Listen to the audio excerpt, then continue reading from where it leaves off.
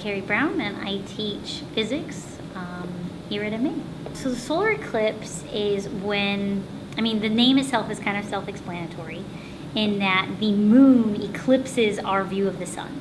And so basically all that means is that you have the sun like right here, and we're over here, but in between you end up with the moon. And the moon is much smaller than the sun. However, the moon is much closer, so it's actually able to block out all of the sun. What's actually very unique about our solar system is that the moon and the sun take up the same arc length in the sky. So they actually take up the same space when you look up into the sky to see them, which means it's possible for the moon to just barely cover up the entire sun. That's awesome. Some interesting facts. The solar eclipse, historically, there are many cultures in the world who have believed that the solar eclipse was like the end of the world because the sun was considered to be the god. It was the giver of life. And when the moon came and took out the sun, it was like the god of death had won. And so there are many cultures in the world that hid during the time of an eclipse, like they were like worried about it.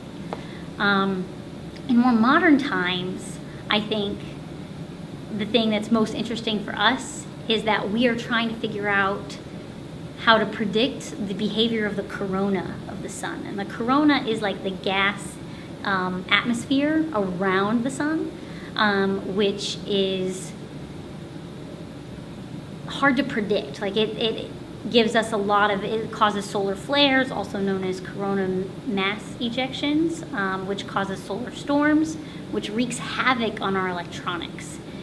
And because of that, it could cause some damage to our world and our satellites in orbit. And so we've been trying to learn how to predict the behavior of the corona. But it's really hard to do that because we can never see it. But during a solar eclipse, the sun gets blocked out and we can see the corona around it. The solar eclipse, the light from a solar eclipse is not actually any more dangerous than the sun on any regular day.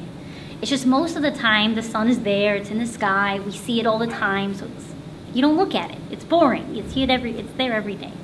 A solar eclipse, we're like, oh, there's things happening, we want to look at the sun.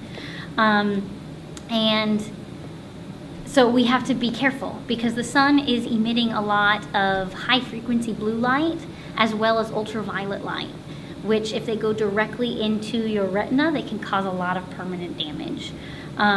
We actually don't know how long is too long because that's not an ethical study to perform. If you wanted to say, hey, we want to figure out how long it takes for people to go blind, no one's volunteering for that study. So in general, you never ever want to look directly at the sun. It's not something that's unique to the solar eclipse day. You never want to look at the sun because you could permanently burn holes in your vision. So if you actually want to look at the sun, and you need to get what's called a solar filter. And so these glasses were made specifically for the purpose of viewing the sun. And now you can see there's a lot of fine print here. The fine print means that it's been certified. And if that fine print is not there, they're not safe. Another way to check to see if the solar filters are safe is to put them on. And if you can see anything, they're not safe. If you can see any source of light, they're not safe. But if you put them on and everything is black, you're good. And then you can look directly at the sun. You can use these even on a regular day to look at the sun. It's not just on a solar eclipse. But again, on a regular day, everyone thinks the sun is boring. You can also you can create a small pinhole viewing device. Well, my first period class got to be super disappointed because it was overcast and cloudy. During the second period, when the eclipse was maximizing, here we only got to about 80% coverage, or the moon was eclipsing 80% of the sun. And we walked out about 5 minutes before the maximum, and the clouds had broken in just a way that you could see it, but it was misty over it.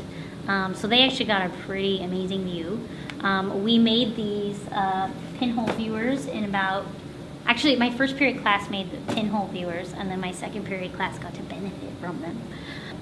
The one thing that I am sad that I didn't manage to pull off this year, I had planned and I had ordered a disco ball. And the disco ball, when you have it in the sunlight, will spin around and it will project all the images of the little crescent suns. And I paid for overnight shipping and it got delayed, so we didn't get here in time. So I was sad about that. But something to try if you ever are in a place where you can see a partial eclipse. I think eclipses for me always have a little bit of nostalgia because I remember the first eclipse that I saw, I was 5 years old, and my dad had made one of these little pinhole viewers, and we actually stayed inside and we just had the sun shine from the top through the window and we could see the little shadow. And he had explained to me that the moon had taken a bite out of the sun. And as a 5-year-old child, that was just amazing. And I remember watching the backyard, and it just got darker and darker and darker. And I thought that was the coolest thing ever.